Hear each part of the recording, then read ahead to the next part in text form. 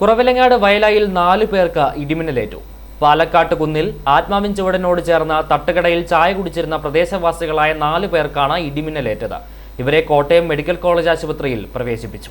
വെള്ളിയാഴ്ച രാത്രി 8:30 സംഭവം. റോഡ് വക്കിൽ നിന്നവർക്കാണ് ഇടിമിന്നലേറ്റത്. ഒരാളുടെ നില ഗുരുതരമാണ്. വയല പാലക്കുഴയിൽ റനീഷ്, പാറത്തൊട്ടിയിൽ സന്തോഷ്, ഇലവുങ്കൽ ശശി, വല്ലാട്ടുകുന്നേൽ അജി എന്നിവരാണ് ചികിത്സയിൽ കഴിയുന്നത്. മിന്നലേറ്റ 3 പേരെ കൊണ്ട് 3 പേർക്കാണ് ഇപ്പോൾ അഡ്മിറ്റ് ആയിരിക്കുന്നത്. അപ്പോൾ ഇന്നലെ പുറമേയാണ് ഹോസ്പിറ്റലിലേക്ക് ഉണ്ടായത്. പിന്നെ അവിടുന്ന് ശശി എന്ന് പറഞ്ഞ ഒരാൾക്ക് ഓക്സിജൻ ലെവൽ താഴ്ന്നുണ്ടായിരുന്നു, ശശിയേട്ടന്. അപ്പോൾ ശശിയേട്ടനെ ആണ് പുള്ളീനെ ഫോക്കസ് ചെയ്താണ് ഞാൻ മെഡിക്കൽ കോളേജ് ചെന്നത്. അപ്പോൾ റനീഷിനാണ് ശരിക്കും വേരിയേഷൻ ഉള്ളത്, ECG എടുത്തപ്പോൾ. അപ്പോൾ ഇപ്പോൾ അഡ്മിറ്റാണ്, ഒബ്സർവേഷനിലാണ്. നിലവിൽ വേറെ വലിയ പ്രശ്നങ്ങളൊന്നുമില്ല.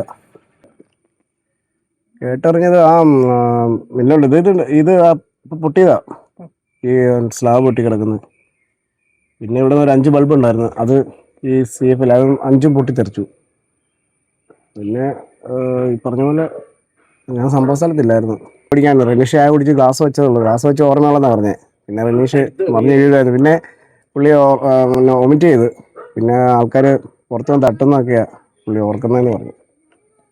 റനീഷിനാണ് ചെറിയൊരു വേരിയേഷൻ ഉള്ളത്, ബാക്കി കുഴപ്പമില്ല.